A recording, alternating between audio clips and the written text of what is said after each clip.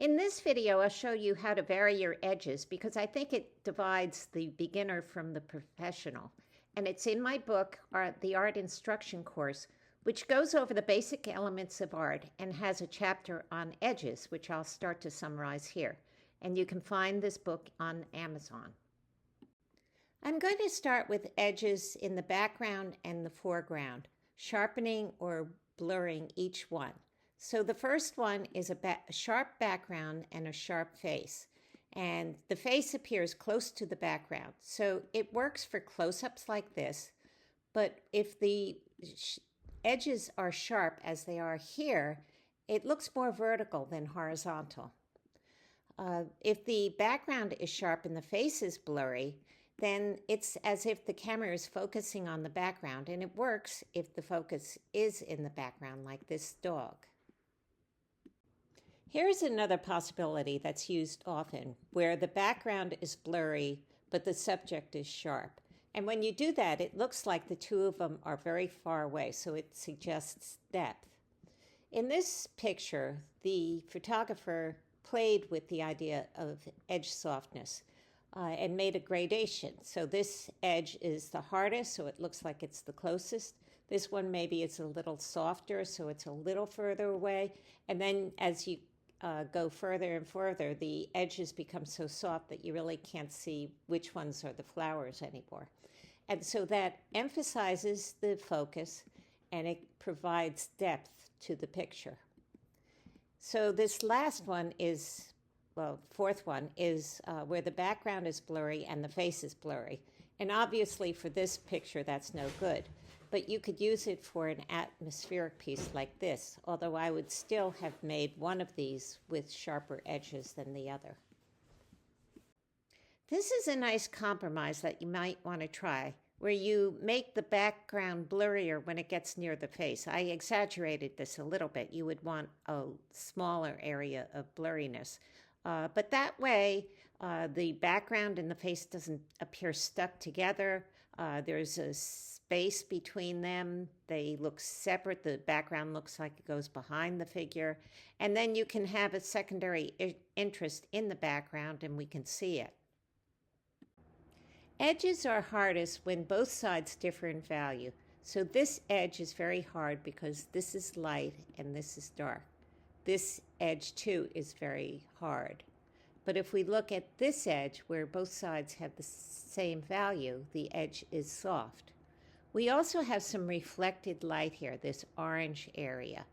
And the light is coming down in this direction. It's hitting this side of the bag. It reflects to this bag and then comes to our eye. So this whole orange area is reflected light. And there are various degrees of hardness between this reflected light and the shaded side of this bag. You can see, for example, here the edge is very soft. Edges vary with the lighting. So in diffuse light, you usually get soft edges, especially in the distance. And this atmosphere is probably from water particles in the air. So there are more water particles between us and this distant part of the house than between us and the part in the front. So the part in front should be a little sharper than the parts in the back. Now, if the lighting is strong sunlight, on the other hand, you should get sharp edges, particularly if they're perpendicular to the direction of the light.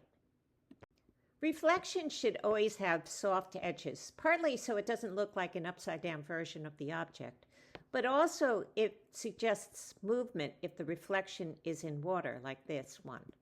Now, to see this bird, light has to hit it and then come to our eye.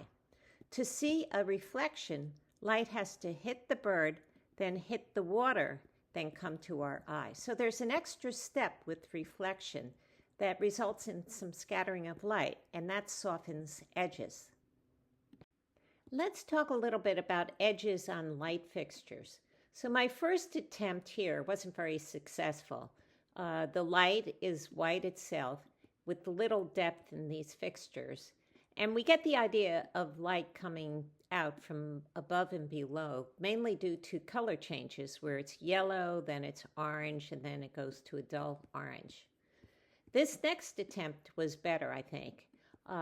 In this lantern, I think you can feel that the light is coming out in all directions, partly because there are little holes in the structure of the lantern below, whereas the structure above is intact. So it's not like the lantern is falling apart, but rather you could see flames maybe going out through the holes in the lantern, or obscuring parts of the structure of the lantern. I created deliberate blooms where the paint dries unevenly. It's hard to see in this photo of my picture. And in terms of other edges, I have very soft edges for these people in the back. The feet of these people, their edges are indistinct and they merge with the ground so they look like they're connected. You could have a story here. You could have a story of these people walking away and these engaged in talking, maybe playing music. And this guy seems perfectly happy. He's playing his guitar. But what's up with this guy? Painting flames is one of the most difficult things to do. If we drew the flame the way we see it in this photo, there would be little softness around the middle, according to this photo. But we really can't see flames like that. All we see is something that's constantly moving, but always going vertically up.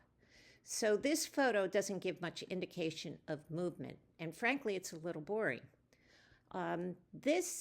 Changing it to a violet color gives more energy and interest to the image, but still, it doesn't convey a moving, lively flame. We have to, as artists, not copy the subject precisely, but add some interest and emotion. So we need to compare the solidness of the candle to the ephemeral nature of the flame. And this candle, I thought, was beautifully done in the flame. The edges are softer than on the candle itself, and it's variable. It's harder near the bottom here and softer near the edges where the flame would go up. And you see ghost flames on both sides of this flame that move briefly to one side and then go back to the center. And this artist made the wick an orange color next to a bright blue. It's hard to see here, but it adds some action to the flame. And the story here is about dripping wax. Now, this second candle has ghost flames, but they're orange and the flame is white or yellow, so it doesn't really look like a ghost. I like the look, but it's not convincing as a flickering flame to me. This time, eye level is level with the rim of the candle, and the story is the translucency of the candle, this saturated red color. And in order for this translucency to be convincing, you need to compare it to the dark, dull color of the candle inside. I can say a lot more about edges, but I'm going to stop for now. And please check out my book on Amazon, The Art Instruction Course, and remember to subscribe because it helps my channel.